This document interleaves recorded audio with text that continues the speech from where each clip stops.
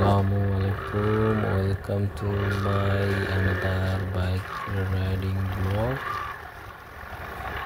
Office break করার পর বের হয়েছি, এখন আস্তে আস্তে বাসায় দিয়ে দিচ্ছি। তো ব্লগ যখন করছি তো সবাইকে শেয়ার করি আমার আশেপাশের ভিডিও। আর আমাদের দেশের অবস্থা বলার খারাপ না, জ্যাম সেটা আমাদের দেশে হবে না, এটা বলার কোনো ভাষা নেই।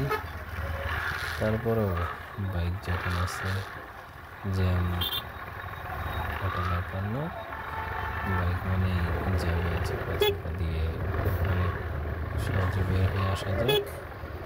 বাংলাদেশের জন্য প্রাইভেট বড় গাড়ির থেকে আমার মনে হয় বাইকটাই বেটার। যাই হোক, ছোট একটা জায়গা করেছিলাম, গাড়িটা কাটিয়ে রওনা হচ্ছে।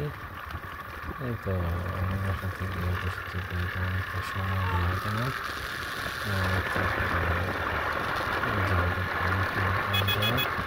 চেষ্টা করতেছি আপনাদের মাঝে উপস্থাপনা করার জন্য। এই যে একটা বাইক সেটা এটাই হলো আমাদের দেশের সমস্যা, সবথেকে বড় সমস্যা। এই আমার সাথে গাড়ি আসেনি, এটার জন্যই আমাদের অ্যাক্সিডেন্টটা বাংলাদেশের বিষয় থাকে। যাই হোক, আমি অনেক উন্নত করেছি,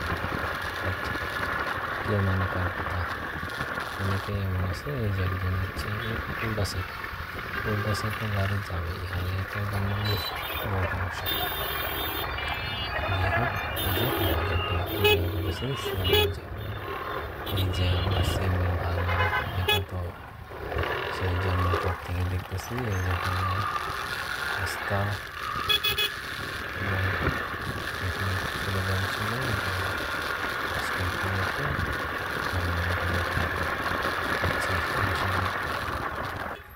সবাইকে আর কি বলবো, যাই হোক, এই তো হলো আমাদের ভালো।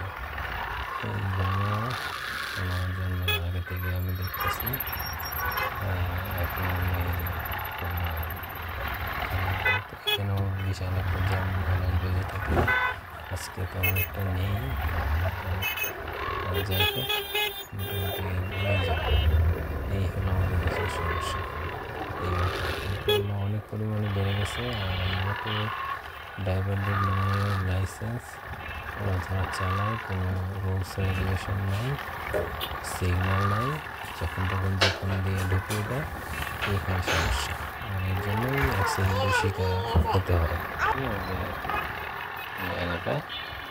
চেয়ারম্যান বাড়ি, যাই হোক, চেয়ারম্যান ছিল, চেয়ারম্যান বাড়ির সামনে দিয়ে যাচ্ছে। এটা আমাদের কলমা বাজার পাইয়ে এখন বাসার দিকে চলে আসলাম।